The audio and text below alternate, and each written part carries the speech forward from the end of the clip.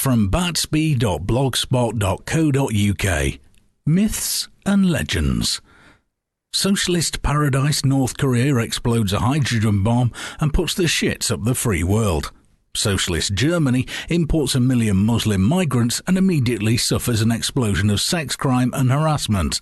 The socialist experiment of the European Union is busy re-erecting borders after years of losing control and will now have to rely entirely on the nationalists it hates so much to step in where the police fear to tread. And here, in what is left of Britain, socialist hero Jeremy Corbyn demonstrates how things would be run if he were in charge of the country. In charge of the country? He's not even in charge of his embattled rump of a party. Obama weeps when he uses his executive power to try and bring about more gun legislation and as a result sales of weapons have soared. Egalitarian, caring socialism helped give Iran the means to develop their own bomb, and everybody saw the error in this except those involved in delivering the gift. All over the civilized world, the socialist progressives are intent on halting progress by instilling guilt and fear and enforcing a program of supposed human rights and equalities, blind to the clear reality that both are fictions.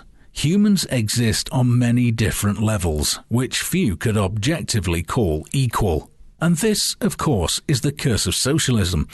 Blind to the animal-human condition, yet utterly wedded to the notion that compulsion, by force if necessary, will bring about utopia. Make a thing illegal, such as racism, sexism, binary gender recognition, etc., and pursue anybody who transgresses the web of social laws they don't even know exist. But as everybody knows, the law doesn't deter criminals.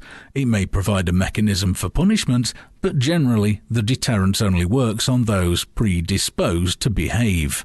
In the meantime, the human rights arm of socialist thinking works to prevent real criminals from being properly sanctioned. In brief, criminalize everybody, but give the real bad guys the mechanism to escape justice.